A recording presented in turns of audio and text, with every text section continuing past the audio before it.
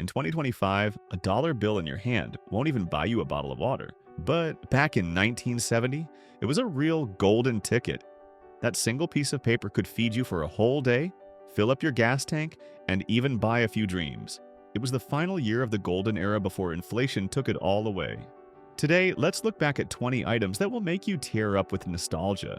Now, come with me and let's push that rattling metal shopping cart into an A&P or Safeway in 1970.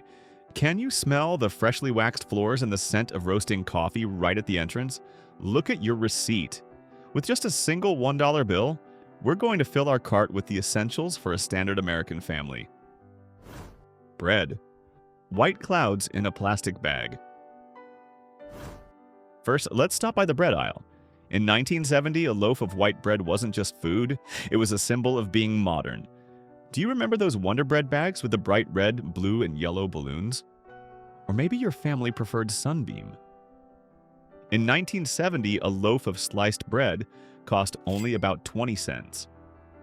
That's right, just 20 cents. That means with $1 you could carry home 5 big, soft loaves. Remember how it felt when you pressed down on the loaf? It was as springy and soft as a cloud. Those snow-white slices, smeared with a thick layer of butter or peanut butter and jelly, were the soul of every American school lunchbox back then. Today, a similar loaf might cost you $4 or $5, and we call that inflation.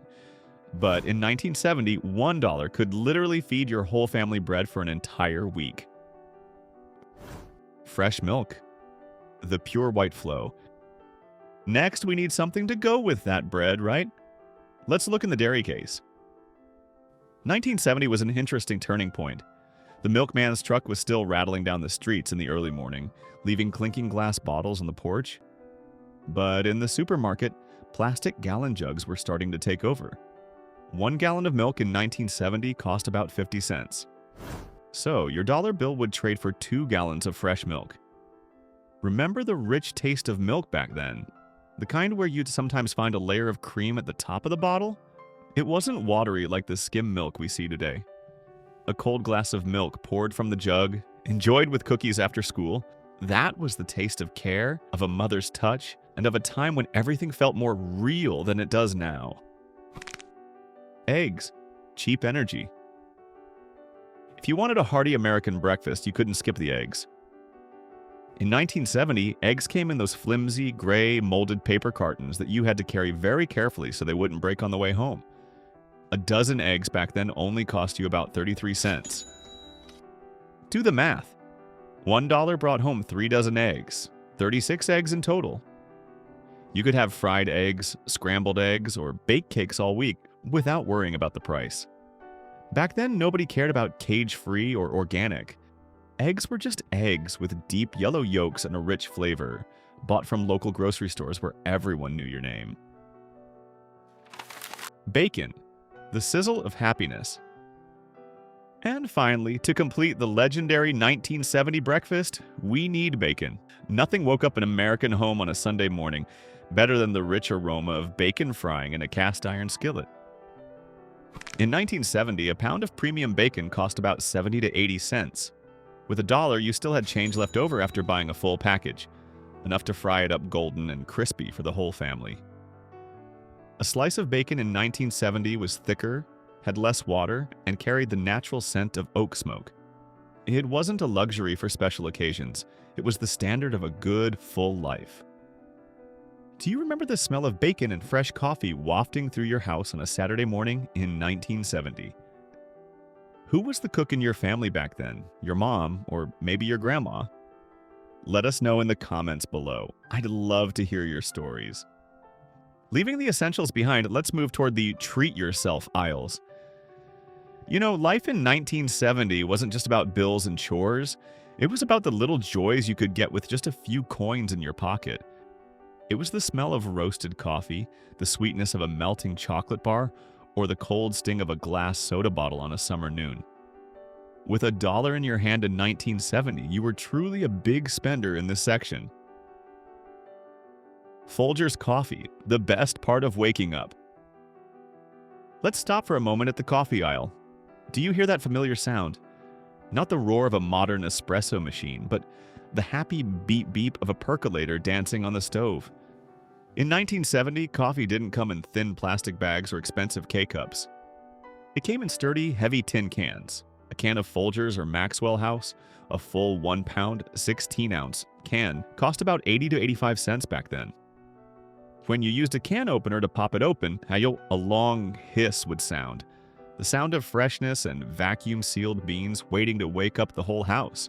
With $1, you bought a whole pound of coffee and still had 15 cents left over. That 15 cents was enough to buy a newspaper to enjoy with your morning cup. Let's compare that to today to see how much we've lost. Today, a bag of coffee is usually only 12 ounces. They quietly cut out 4 ounces on you. And the price has jumped to $8 or even $10. In 1970, coffee was a connection. It was an excuse to invite the neighbor over. It was so cheap you never had to think twice about offering someone a cup of joe. Hershey's candy, the golden ticket of childhood. Now look down a bit, right where the kids of 1970 were always staring. If you were a kid in 1970, holding a dollar bill felt like winning the lottery. Why? Because a standard Hershey's bar back then cost exactly 10 cents. Imagine running into the corner store with that crisp green dollar and saying proudly to the owner, "I'll take 10 Hershey's bars." You'd walk out with a handful of those classic brown wrappers with the silver lettering. Remember the feeling of peeling back that silver foil? The smell of milk chocolate would hit you, and the bar was thick, breaking with a satisfying snap. Back then, the Hershey's recipe still used real cocoa butter, not vegetable oils and fillers like today. It melted right on your tongue, the pure sweetness of carefree years. Today, a bar like that costs $2 and the taste, well, it's just not the same. A $1970 truly bought a treasure chest of happiness for a child. Coca-Cola. Sweetness in glass bottles. Right next to the candy counter was the giant cooler full of Coca-Cola. In 1970, Coke didn't come in thin aluminum cans or giant plastic bottles. It lived in those iconic curved glass bottles, so cold that tiny beads of condensation formed on the outside. What was the price of a Coke back then? Only 10 cents. And here's the best part. You could buy 10 bottles of Coke with your dollar bill. Do you remember the feeling of sliding the bottle into the opener mounted on the side of the cooler? The cap fell into the catcher and a tiny puff of white mist drifted from the neck. Most importantly, 1970 Coke was made with real cane sugar. It had a clean, sharp, and incredibly refreshing sweetness. None of that cloying aftertaste from high fructose corn syrup. You took a sip and you felt that powerful carbonation tingle on your tongue. That was the flavor of baseball games and family picnics. With $1, you could treat your whole group of friends in the middle of a scorching summer day. Marlboro cigarettes, when smoke was culture. We don't encourage smoking, but to talk about history and nostalgia, we can't skip this. In 1970, cigarettes were everywhere, in the office, on planes, and even in hospitals. It was just part of the American man image of the time. A pack of Marlboros in 1970 cost an average of 35 to 40 cents. If you used a vending machine in a movie theater lobby or a restaurant, you just dropped in a few coins, pulled the heavy metal lever, and thud, the pack fell into the wooden tray. With $1, you bought 2 packs and still had enough left for a box of matches or a few payphone calls. Back then, they hadn't slapped on the heavy taxes like they do today, and health warnings didn't take up the whole package. For a man in the 70s, a pack in the shirt pocket was a constant companion, and $1 was more than enough to keep that habit going for days. Looking at the $10 or $15 prices in New York today, we see that the value of money has vanished faster than a puff of smoke. Still with us on this nostalgic journey? Drop a yes in the comments so we know you're enjoying it. It's time to put on our trendiest bell-bottoms, splash on a little cologne, and hit the town. The 1970 weekend is here. Do you remember the feeling of having a dollar bill in your pocket and feeling like you could conquer the world? In 1970, $1 was your all-access pass to a date night or an afternoon out with friends without ever worrying about overdrawing your account. McDonald's. when the golden arches truly shone.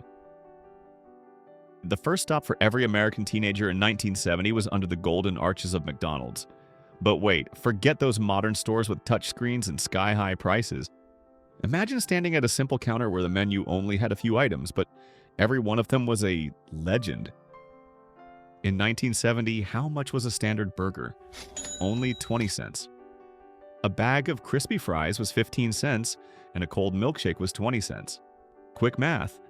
With a dollar bill, you could buy a full meal of a burger, fries, and a shake, and still have enough left to buy the same thing for your friend.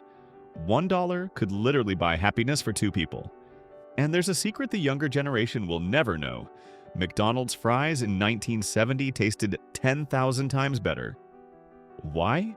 Because back then, they were fried in real beef tallow, giving them a rich, savory flavor that no vegetable oil today can ever copy. You'd sit in your old Chevy, enjoy that $1 meal, and life felt perfect. Movie tickets. The magic of the dollar matinee. After filling up on burgers, it was time to head to the local theater. 1970 was a glorious year for film, with hits like Love Story or Patton. But the real magic wasn't just on the screen, it was at the ticket booth. For a matinee show, a movie ticket usually cost exactly $1. Remember the smell of buttered popcorn filling the lobby? You'd hand your dollar bill through the round glass window, and in return, you'd get a small paper ticket that let you enter a whole different world. 1970 theaters were grand spaces with red velvet curtains and plush leather seats. No 20 minutes of annoying commercials back then. You sat down, the lights dimmed, and you immediately enjoyed trailers and funny animated shorts before the main feature started. That whole premium experience cost just $1. Today, that wouldn't even buy you a napkin to wipe your hands in the theater, let alone a 2-hour blockbuster. What was the first movie you ever saw in a theater? Was it a dollar matinee or a drive-in show? Share your favorite movie memory with us. Vinyl singles, 45 RPM. Holding music in the palm of your hand. If you weren't at the movies, maybe you'd stop by the record store or the electronics section at Sears. In 1970, music was something physical you could touch, smell, and proudly show off on a shelf. This was the era of the 45 RPM single, a single featuring the latest hit by Simon and Garfunkel or the Beatles. In 1970, cost about 89 to 99 cents. For $1, you walked out with a small paper bag holding a shiny black plastic disc with a vibrant label in the center. Do you remember the excitement of getting home, carefully placing the disc on the turntable, dropping the needle, and hearing that characteristic crackle before the melody started? You owned that music forever. It wasn't an invisible file on Spotify that you had to pay for every month. A $1970 bought you a piece of art, a memory tied to a moment in your life. Beer. The blue-collar buzz. For the grown men of the 70s, after a long day at the factory or the office, $1 was the best mental medicine. Let's stop by the neighborhood dive bar or the local convenience store. In 1970, while a six-pack of Pop's Blue Ribbon or Schlitz might have been slightly over $1, around $1.10 to $1.20, you could easily buy a large quart bottle or two, individual cans for less than $1. Think back to those early pull-tab cans. You'd pull the metal ring, hear a refreshing pop, and then toss the ring away. We weren't as worried about the environment back then, were we? 1970 beer was a golden, fizzy lager, simple and honest. No expensive craft beers here, just cold beer, friendship, and small talk after work. $1 was more than enough for a gentle buzz to forget the day's stress. Now let's head straight to the parking lot. Do you see those shiny cars? The Ford Mustangs, the Chevy Novas, or those long station wagons with the wood paneling on the side? In 1970, a car wasn't just transportation, it was a symbol of total freedom. And believe me, with $1 in your hand, you could go on a long journey without checking your wallet twice. This was when the dollar truly fueled the American dream on the open road. Gas, the era of cheap gallons. Pull into a Texaco or Shell station on the side of the road. Do you hear that happy ding-ding when your tires roll over the black rubber hose? That was the signal that a customer had arrived. And immediately, a man in a clean uniform and a cap stepped out with a smile. "How can I help you today?" In 1970, a gallon of gas cost an average of just 36 cents. Let that number sink in. With $1, you could get nearly 3 gallons of gas. With an efficient car back then, 3 gallons was enough to drive around all afternoon or get to work for a whole week. But that 36 cents didn't just buy gas, it bought premium service that we have to pay a fortune for today. That attendant wouldn't just pump your gas, he'd wipe your windshield, check your tire pressure, and even check your oil, all for free with a wish for a nice day. No automatic payment machines, no loud ads on the pump screen, just the smell of leaded gas and dedicated service. Today, when gas is $3 or $4 and you have to do everything yourself, the $1970 feels like a fairy tale. Motor oil, the DIY culture. In 1970, American men didn't take their cars to Jiffy Lube. They did it themselves in the garage on a Saturday morning. It was a rite of passage, and the dollar bill played a big part in that. A can of high-quality motor oil back then cost about 40 cents. Remember those sturdy tin cans? You didn't just twist a plastic cap. You needed a church key opener to punch 2 holes in the top before pouring that golden oil into the engine. With $1, you bought 2 cans of oil and still had money for a rag. Changing your own oil and adjusting your own spark plugs wasn't just to save money. It was how we connected with our machines. $1 nurtured a generation of handy tinkerers who knew every beat of their car's engine. Today, a bottle of synthetic oil might cost you $10, and those old tin cans are antiques for collectors. Car wash, the pride of a shiny ride. Once the car was full of gas and running smooth, you wanted it to look sharp in the sun. Drive to the nearest automatic car wash. In 1970, a basic exterior car wash usually cost exactly $1. That was the standard price in most small American towns. You'd drive into a tunnel of giant spinning brushes, spraying water, and the smell of thick soap. Even if the tech was a bit rougher back then with those stiff brushes, the result was undeniable. For just $1, you walked out with a car as shiny as new, ready for a Saturday night date or church on Sunday morning. Today, a full service wash can cost $20 or $30. A $1970 didn't just wash off road dust, it washed away your financial worries. Postage stamps. Love via stamps. Next, let's talk about how we stayed connected before email or social media. In 1970, if you wanted to send a love letter to a sweetheart in another state or a birthday wish to grandma, you needed a first-class stamp. How much was a stamp in 1970? Only 6 cents, you heard me right. With $1, you could buy a sheet of 16 stamps and still have 4 cents for a piece of gum. That meant $1 let you stay in touch with 16 friends or relatives anywhere in the US. There was a certain romance in licking the back of the stamp, that slightly bitter but familiar glue taste, sticking it on the envelope and dropping it into the blue mailbox on the corner. It was about waiting. It was about hope. Today, stamps are heading toward 70 cents, and writing by hand has become a luxury of time. The $1970 was the bridge that brought every corner of America closer together. Maybe what truly makes us want to cry looking at these prices isn't just that they were cheap. It's that we realize in 1970, life was easier to manage. You didn't have to be a millionaire to keep your car running well or to stay in touch with the people you loved. Freedom only cost you a few single-dollar bills. Do you remember your very first car from the 70s? Was it a Chevy, a Ford, or maybe a Dodge? And do you remember how much it cost to fill up the tank back then? Tell us the model and the price in the comments. Let's see who had the coolest ride in 1970. After an afternoon of cruising, let's pull up to a roadside newsstand or visit the town square. In 1970, the world felt much bigger simply because information didn't travel in a nanosecond. We lived slower, read deeper, and listened more. And you know what? That dollar in your hand was the master key to the flow of knowledge and culture. The Sunday paper, the whole world on your porch. Think back to those lazy Sunday mornings in 1970. The sound you waited for wasn't a phone notification, but the heavy thud of the paperboy throwing the Sunday edition onto your porch. It was a massive book, weighing pounds, holding everything that happened in the world over the past week. In 1970, the Sunday paper from giants like the New York Times or the Chicago Tribune usually cost about 25 to 30 cents. Think about that. With $1, you could buy that thick Sunday paper, plus the daily paper from Monday, Tuesday, Wednesday, and Thursday. Holding that 1970 paper, you'd get black ink on your fingertips, a small price for a treasure of information. Remember the colorful comics, or the coupons your mom carefully clipped to save a few cents on the next grocery trip? Today, if you want to read the news, you hit paywalls or tons of junk ads.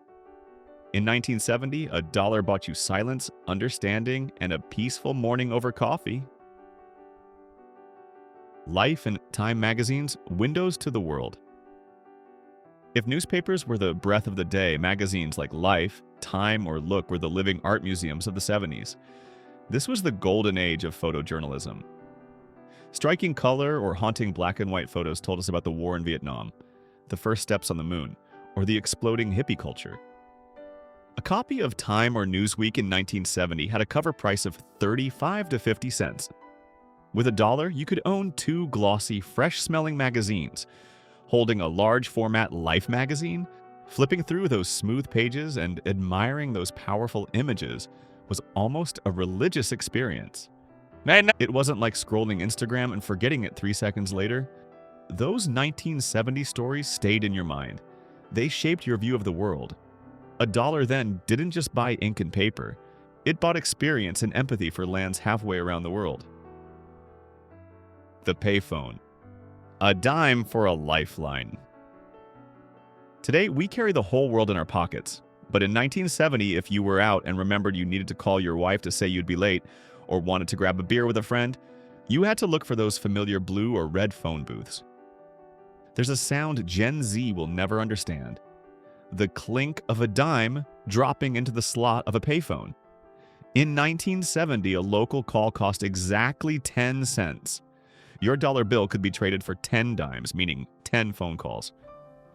Remember standing in that glass booth, holding the heavy, warm receiver surrounded by the scribbled notes of people who stood there before you? It was a strange private space in the middle of a loud city. You cherished every minute of the talk because you didn't want to run out of coins, and that made every word more meaningful and sincere. Today, we text 1,000 times a day but say nothing. The $1970 brought voices closer together. The barbershop. Gentlemen's Club. Next, let's step into the corner barbershop, the one with the red and white striped pole spinning outside. In 1970, getting a haircut wasn't just a trim, it was a social event, a place for men to talk politics, baseball, and the weather. In small towns across America in 1970, a basic men's haircut still cost right around $1. Yes, for a single greenback, you sat in that high leather chair wrapped in a crisp white cloth and listened to the rhythmic snip-snip of the scissors. The smell of talcum powder, the scent of bay rum aftershave, and the feeling of the clippers running up the back of your neck. Those are experiences no fancy modern salon can give you. The barber knew your name, your family, and exactly how you liked your hair without asking. $1 bought you a new look, confidence, and a place in the community. Today, a simple cut might cost $25 or $30 plus tip, and the stylist might not even look you in the eye. The $1970 was truly a bargain for both your looks and your soul. Yasho, looking back at these numbers, we see a heartbreaking truth. It's not just that prices went up, but the spiritual values tied to them are fading. We pay more but get rushed service and weaker connections. Do you miss the good old days when you could walk into a barbershop with $1 and you come out looking like $1 million? Or maybe you remember reading the Sunday comics on your living room floor.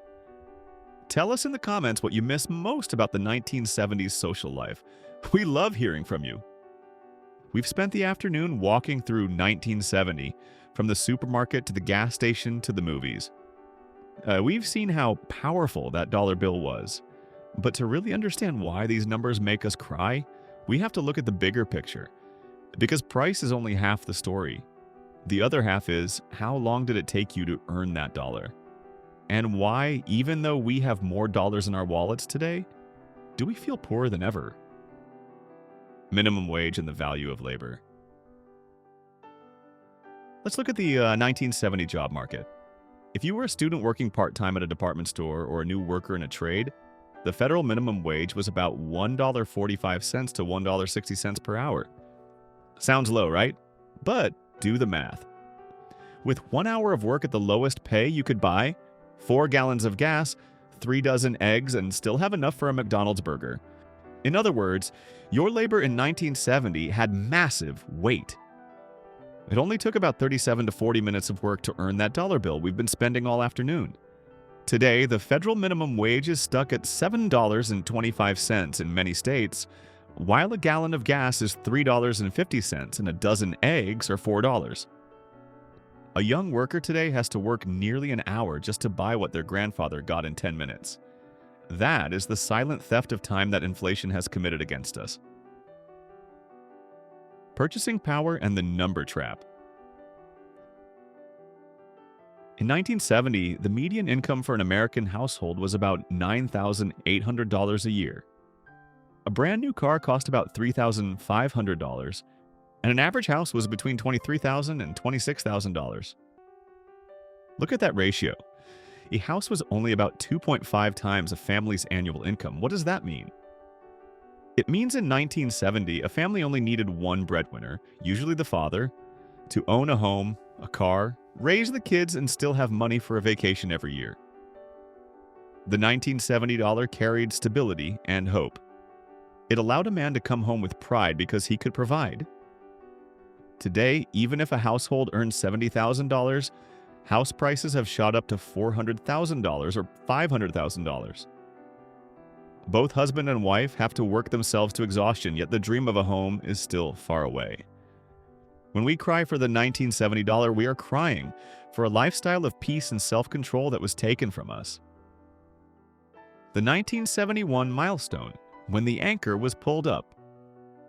There's an event few people talk about in nostalgic stories, but it's the reason our dollar changed forever. It was in August 1971, just 1 year after the time we've been talking about.